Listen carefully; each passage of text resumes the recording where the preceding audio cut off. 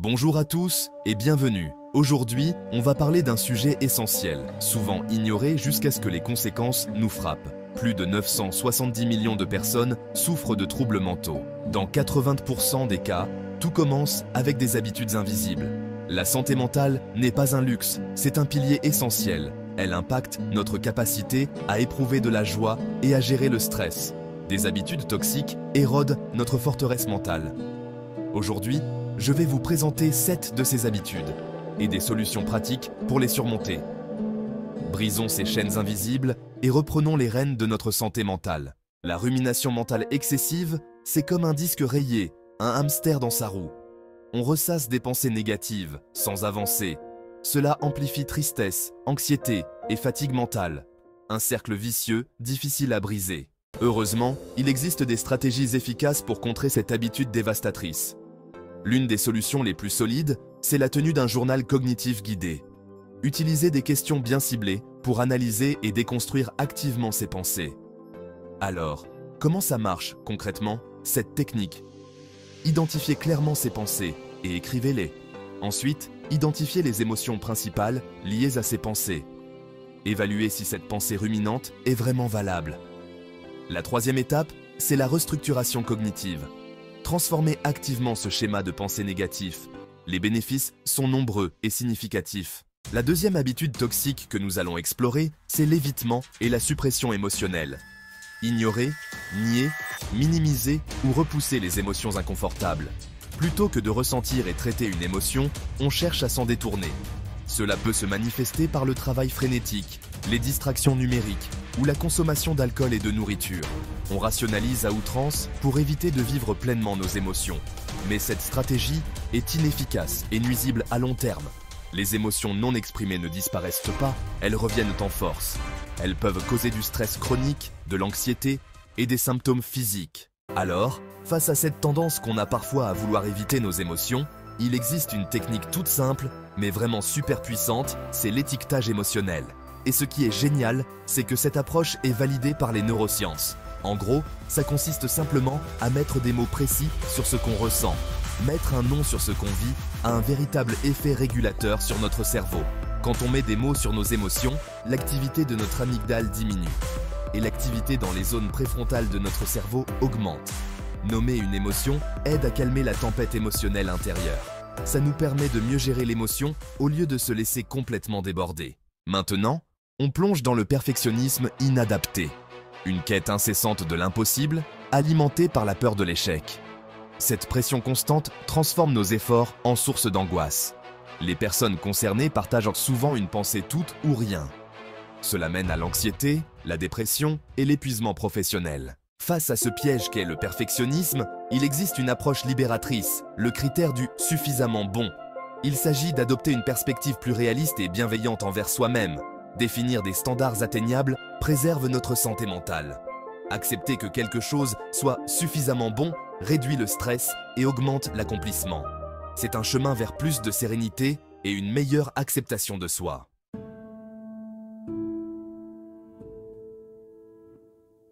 Passons maintenant à une autre habitude insidieuse qui peut miner notre morale, la comparaison sociale constante. Se comparer aux autres est une tendance humaine naturelle. C'est un moyen pour nous d'évaluer nos propres opinions et capacités. Cependant, dans notre monde hyper connecté, saturé d'images et de récits souvent idéalisés, notamment sur les réseaux sociaux, cette tendance peut devenir particulièrement toxique. On distingue généralement la comparaison ascendante, où l'on se compare à ceux que l'on perçoit comme mieux lotis, et la comparaison descendante, avec ceux perçus comme moins bien lotis. C'est surtout la première qui pose problème aujourd'hui. L'effet le plus pernicieux de la comparaison sociale ascendante, surtout lorsqu'elle se base sur les vitrines soigneusement élaborées des réseaux sociaux, est la détérioration de notre propre image et de notre estime de soi. Nous sommes constamment exposés aux meilleurs moments des autres, à leur succès, leurs voyages de rêve, leurs relations parfaites, sans voir les coulisses, les difficultés, les échecs. Cette confrontation déséquilibrée engendre fréquemment des sentiments d'inadéquation, d'envie, de jalousie, voire de ressentiment. On finit par avoir une vision complètement déformée de la réalité, où notre propre vie semble terne et insatisfaisante en comparaison de ces mirages numériques. Sur le plan psychologique, les mécanismes à l'œuvre sont puissants. Cette exposition continue à des versions idéalisées de la vie d'autrui peut déclencher ou exacerber des symptômes d'anxiété et de dépression. Un sentiment chronique d'insatisfaction s'installe, car on a l'impression de ne jamais être à la hauteur, de ne jamais posséder assez, de ne jamais accomplir assez. Cela alimente une course sans fin à la validation externe, où notre valeur personnelle semble dépendre de la manière dont nous nous mesurons aux autres, plutôt que de nos propres valeurs, objectifs et progrès personnels. C'est un cycle épuisant qui nous éloigne de notre propre bonheur authentique. Les exemples concrets de cette dynamique sont malheureusement légion. Qui n'a jamais ressenti une pointe de déception en faisant défiler son fil d'actualité, voyant les photos de vacances exotiques d'une connaissance alors qu'on est coincé au bureau? Ou en comparant sa progression de carrière à celle d'un ancien camarade de classe qui semble accumuler les succès? C'est ce qu'on appelle l'effet highlight reel. On compare notre quotidien, avec ses hauts et ses bas, à la compilation des meilleurs moments des autres. Cette habitude peut même s'infiltrer dans nos interactions réelles, nous rendant plus critiques envers nous-mêmes et moins capables d'apprécier nos propres expériences.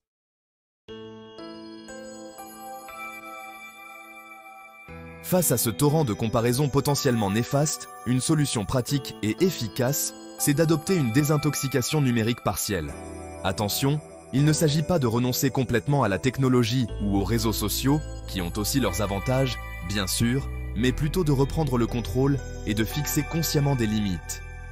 L'objectif, c'est de réduire volontairement notre exposition à ce qui déclenche la comparaison et de cultiver un rapport plus sain, plus équilibré avec le monde numérique.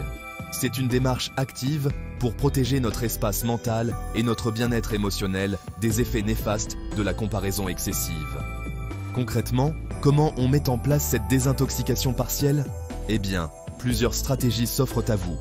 Vous pouvez commencer par définir des limites de temps strictes pour l'utilisation des applications de réseaux sociaux, en utilisant par exemple les fonctionnalités de bien-être numérique de votre téléphone. Faites le tri dans vos abonnements. Désabonnez-vous des comptes qui suscitent régulièrement des sentiments négatifs ou un sentiment d'infériorité. Essayez de personnaliser vos flux pour qu'ils soient plus inspirants, éducatifs ou positifs. Instaurez des moments ou des zones sans technologie, par exemple pendant les repas, 1 heure avant de dormir ou en laissant votre téléphone hors de la chambre à coucher. Les bénéfices d'une telle démarche se font sentir assez vite. Vous pourriez constater une baisse de votre anxiété et une amélioration générale de votre humeur. En réduisant le temps passé à scroller passivement, vous libérez du temps pour des activités plus enrichissantes dans la vie réelle. Passez du temps avec vos proches, vous adonner à vos hobbies, faire de l'exercice ou simplement vous reposer. Ça favorise aussi une meilleure conscience de soi et une perspective plus réaliste sur votre propre vie et celle des autres. Du coup, l'accent se déplace. Moins de comparaison avec l'extérieur et plus de concentration sur votre croissance personnelle et l'appréciation de votre propre parcours. Pour que cette désintoxication numérique partielle soit durable, il est important d'y aller progressivement. Commencez par de petits changements réalistes que vous pouvez maintenir. Identifiez les moments ou les contextes où vous êtes le plus susceptible de tomber dans le piège de la comparaison. Lorsque vous réduisez le temps passé en ligne, essayez de le remplacer par des activités que vous trouvez réellement agréables ou utiles. Enfin, cultivez activement la gratitude pour ce que vous avez dans votre vie. Tenir un journal de gratitude peut être un excellent moyen de recentrer votre attention sur vos propres bénédictions plutôt que sur ce qui vous manque par rapport aux autres.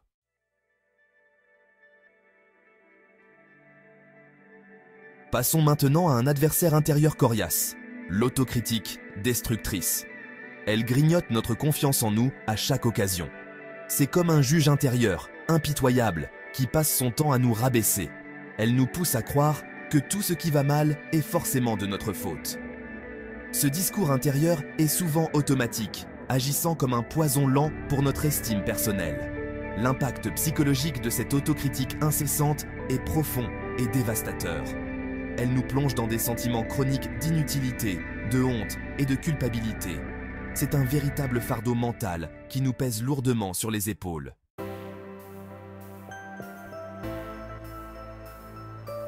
Heureusement, il est possible de faire taire, ou du moins d'atténuer cette voix critique intérieure. L'une des techniques les plus efficaces pour y arriver, issue des thérapies cognitivo-comportementales, les TCC, c'est la restructuration cognitive.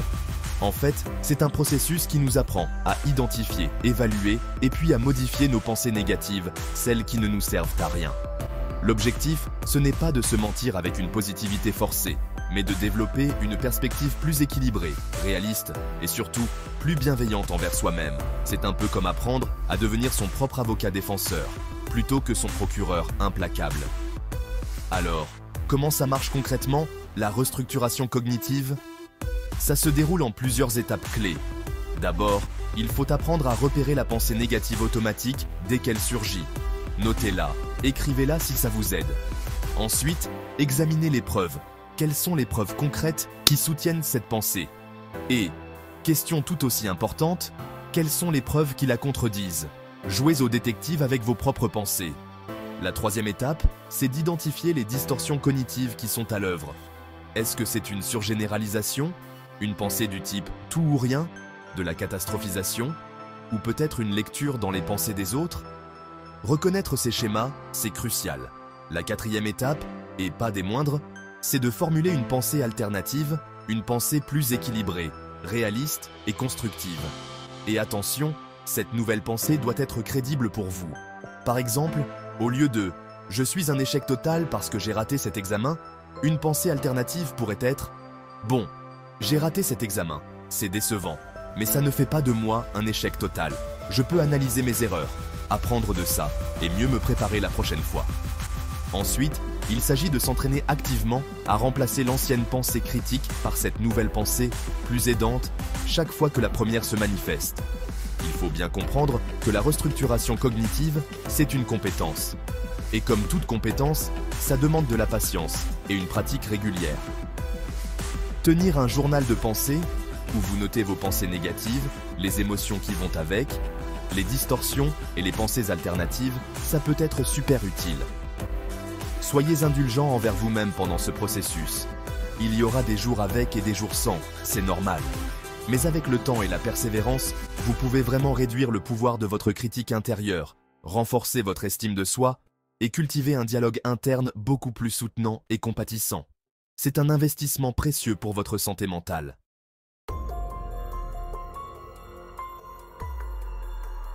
Tout de suite, on plonge dans un sujet qui touche beaucoup d'entre nous, la procrastination chronique, surtout celle qui est alimentée par l'anxiété. Ce n'est pas juste repousser une tâche de temps en temps par manque de motive ou fatigue. Non, la procrastination chronique liée à l'anxiété, c'est un comportement bien plus insidieux. Comment ça se manifeste concrètement? Par un évitement constant des tâches. Et attention, pas par paresse, mais à cause d'une peur, d'une appréhension cachée, si forte, qu'elle rend le simple fait de commencer quasi paralysant. Ce type de procrastination peut se glisser partout, boulot, études, relations, créant un vrai poids mental. Le mécanisme psy derrière ça, un véritable cercle vicieux. L'anxiété liée à une tâche, peur de l'échec, perfectionnisme, sentiment d'être débordé, déclenche l'évitement. On repousse et hop, soulagement temporaire. Ouf. Sauf que ça renforce la procrastination. Le cerveau apprend. Évitement, jarama, moins d'inconfort à court terme. Mais le problème de fond reste entier. Au contraire, cette fuite momentanée aggrave l'anxiété quand la deadline approche ou que les conséquences se précisent. On est encore plus piégé. Et ce cycle négatif s'auto-alimente, s'aggrave avec le temps. Procrastiner mène à une accumulation de travail et ça intensifie l'anxiété de départ. Plus on repousse, plus la tâche semble insurmontable, plus l'anxiété grimpe. Résultat, culpabilité, honte et l'estime de soi en prend un coup. On se voit paresseux, incapable, indiscipliné. Alors qu'en réalité, c'est l'anxiété qui tire les ficelles. Cette spirale a un impact dévastateur sur la santé mentale. Stress chronique, troubles anxieux généralisés, voire symptômes dépressifs si on ne réagit pas. Quelles angoisses nourrissent cette procrastination? Plusieurs, souvent liées. L'anxiété de performance, peur de ne pas être à la hauteur, d'être mal jugé. Ça peut rendre le démarrage terrifiant. L'anxiété sociale aussi, si la tâche implique collaboration ou présentation publique. Ou parfois, une anxiété plus diffuse, peur de l'inconnu, qui paralyse. Ça commence souvent subtilement. On s'occupe avec des tâches plus faciles, on check ses mails ou les réseaux sociaux non-stop. Bref, tout sauf la tâche importante. Jusqu'au blocage complet face à ce qu'on redoute tant. Comment briser la procrastination liée à l'anxiété? La règle des 5 minutes. Engagez-vous à travailler sur une tâche pendant 5 minutes. C'est tout. C'est un petit pas, mais un pas de géant pour votre mental. 5 minutes, c'est gérable et sans pression.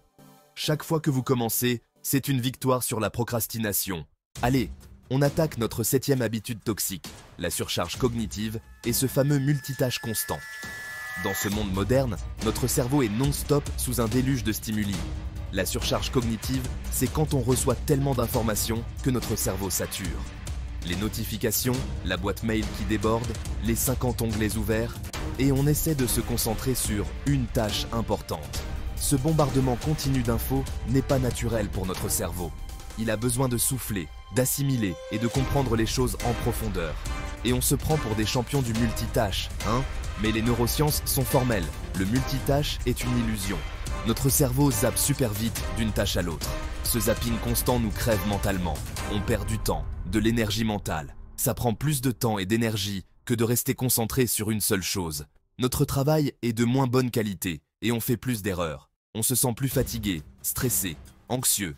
On a l'impression d'être toujours sous pression. Pour être créatif et résoudre des problèmes, il faut se concentrer à fond. Notre mémoire de travail est sursollicitée. Ce zapping permanent est mauvais pour notre concentration profonde. L'état de flow est crucial pour un travail de qualité et la satisfaction. À la fin, notre cerveau est KO, beaucoup moins efficace. On a de plus en plus de mal à ignorer ce qui nous distrait. On devient de plus en plus facilement distrait, même en essayant de se concentrer. Alors, l'antidote à cette fameuse surcharge cognitive et à l'illusion du multitâche, c'est quoi? Eh bien, c'est le monotâche ou single tasking, comme disent de nos amis anglophones. Le principe du monotâche, c'est de se concentrer volontairement sur une seule et unique tâche à la fois. On lui donne toute notre attention jusqu'à ce qu'on l'ait fini ou qu'on arrive à un point d'arrêt logique.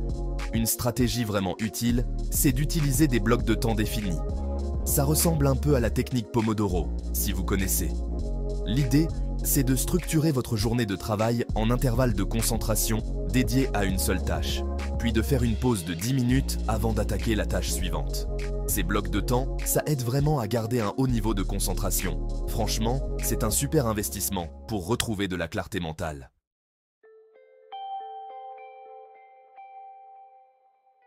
Avant de conclure, j'aimerais insister sur un point essentiel. Parfois, ces habitudes peuvent devenir si envahissantes qu'on n'arrive plus à les gérer seules et elles peuvent même basculer vers quelque chose de pathologique. Voici 5 signaux d'alarme qui devraient vous encourager à consulter un professionnel de la santé mentale. Premièrement, des symptômes persistants de plus de 2 semaines. Deuxièmement, des difficultés pesant sur plusieurs aspects de votre vie. Troisièmement, une détresse personnelle intense. Quatrièmement, des pensées dévalorisantes ou suicidaires. Et enfin, évitez plus de 50% de vos activités habituelles.